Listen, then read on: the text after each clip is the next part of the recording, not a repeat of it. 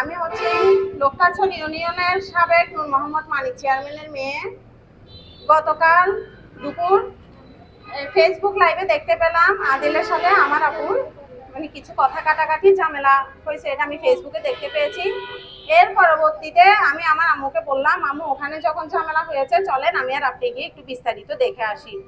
দেখার পরে আসরের নামাজের পরপর আমি আর আমার আম্মু বের হয়ে সবুজবাগ থেকে জিদ্দাবাজার যাওয়ার জন্য আমরা রিক্সা নিয়ে ওখানে গেলাম।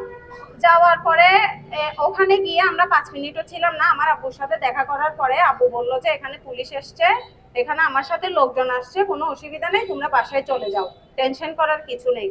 জিদ্দাবাজার থেকে আসার সময় ঠিক আমরা মাতামুড়ি ব্রিজের উপর উঠে একটা মোটরসাইকেল 3 জন লোক ছিল, এসে আমাদের রিক্সার সামনে এসে আমাদের রিক্সা থামিয়ে ফেলে। থামানোর পরে আমাকে আর আমার আম্মুকে বলে এই রিক্সা থেকে নামতে যখন বলছে আমি বলতেছি কেন নামবো, আপনারা কে, এই নাম।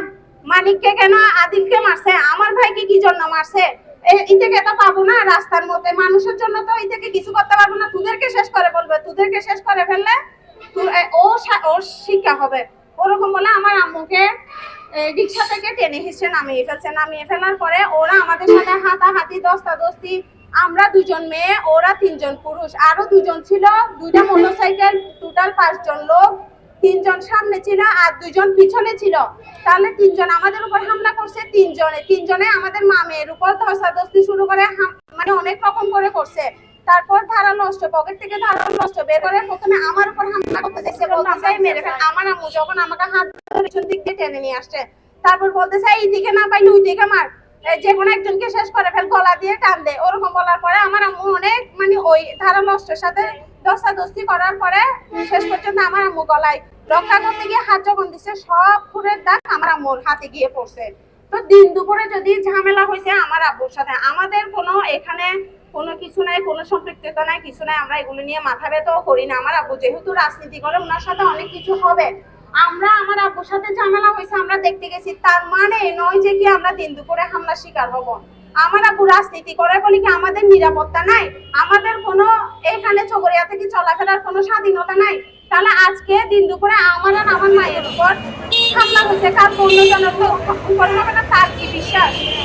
আমার আম্মুকে কালকে হত্যা করে ফেলার, আমাকে আর আমার আম্মুকে মেরে ফেলার উদ্দেশ্যে তারা হামলা করছে, কিন্তু আল্লাহর রহমত ছিল আমরা বেঁচে গেছি, আল্লাহ সহায় ছিল বলে আমরা ওখান থেকে সুস্থভাবে ফিরে আসতে পারছি। কিন্তু সুস্থ আমার আম্মু এখনো বর্তমানে চকরিয়া সরকারি হসপিটালে চিকিৎসাধীন আছে। তো যারা উনি আদিল সাহেব ফেসবুকে এসে লাইভ করছে, আমি লাইভে একটা কথা বলি, আমার কথা মনে করেন আমার আব্বু আসলে জিদ্দাবাজার থেকে ঝামেলা করবে, আমার আব্বু তো সবসময় মোবাইল নিয়ে প্রস্তুত থাকে না, কারণ ওনার মাথায় থাকে না যে উনি ঝামেলা করার উদ্দেশ্যে গেছে।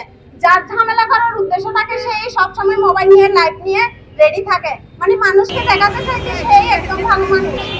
তো যারা ওনার পক্ষ নিয়ে কথা বলেন, আমি মনে করবো যে তাদের আরো হওয়ার দরকার আছে, তাদের আরো ভালো কিছু বোঝার দরকার আছে।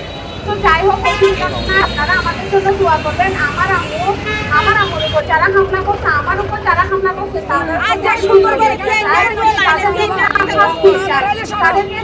প্রশাসন